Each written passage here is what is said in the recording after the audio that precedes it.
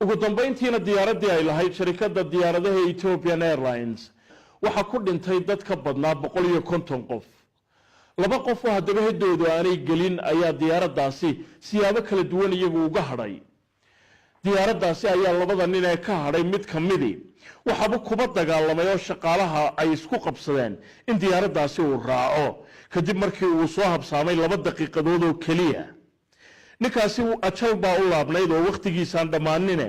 ninkaas oo u dhashay wadanka Greek oo la yiraahdo Antonis Mavropoulos ayaa markii uu yimid albaabka diyaaradda laga raaco shaqaaluhu ay dib u celiyeen waxay u sheegeen 2 daqiiqadood oo kaliya inuu soo habsaamay oo marka albaabkii diyaaradda la xidhayo ninkaas shaqaalaha markaasi ay safdhaafeen oo wuxuu u sheegay inaanay markaasi jirin cid shaqaalaha kamid ahayd oo soo tabantaabisay markii diyaaradii kale uu ka soo degay si markaasi uu u helo halkii diyaaraddan dhacday uu ka raaci lahaa ninkan markii shaqaaluhu ay ku adkaysteen inaanu diyaaraddaasi raacaynin ayuu ka hadhay muddo markii garoonka diyaaradaha Addis Ababa uu joogay ayaa wuxuu markii dambe ku war helay in diyaarad kale la saarayo markaasi ku socotay magaalada Nairobi waa halkii uu sii jeeday markii dabadeed diyaaradii kale albaabkeedii uu tagay ee uu siri raac ayaa bileys baaba meesha ku sugayay bileyskii baa ninkii gooni ula baxay saldhig bileyska bay geeyeen waxay weydiiyeen sababtu diyaaradda uga hadhay ninkii dabadeedna wuxuu ku garamay in diyaaradda uu ka soo habsaamay 2 daqiiqadood oo deedna waliba uu ku adkaystay inuu raaco oo loo diiday markaas loo sheegay diyaaraddii uu raaci lahaa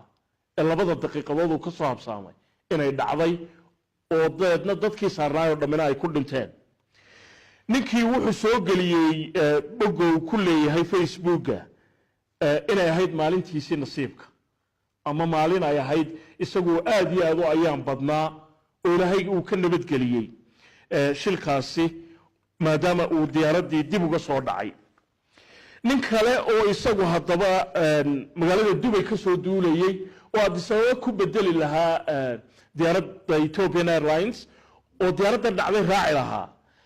ayaa isaga albaabka lagaba celin airportka Addis Ababa kuma habsaamin isaga diyaaradii kala soo kici lahayd Dubai ee uu soo raaci lahaa qaybtii hore safarkiisa ayaa dib u dhacday waqtiga ay soo kici lahayd dabadeedna kama uu soo gaarinba diyaaradda Addis Ababa ka kacaysay markii dambena dhacday ninkan Dubai ka soo duulayay oo Dubai degan oo Ahmed Khalid la yiraahdo ayaa aabihii wuxuu ku sugayay gegida diyaaradaha ee magaalada Nairobi markii aabihii hadaba loo sheegay in diyaaradii dhacday ayaa aabihii wuxuu isku qanciyay inankiisii inuu diyaaradda saaraa maadaama uu diyaaradda ka sugayay inuu la socdo